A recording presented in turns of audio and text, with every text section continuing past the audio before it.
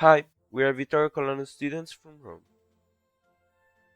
In this experiment, we are going to prove the relation between the sound's amplitude and its distance from the source.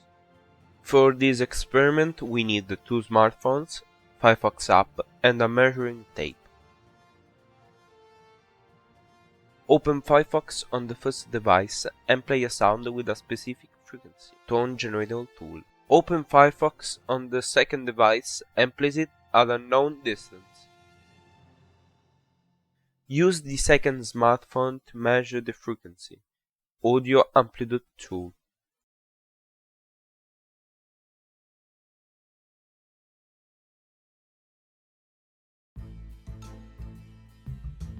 Move the second device toward the first one and, while measuring the relative distance, observe the changes of the wave's amplitude.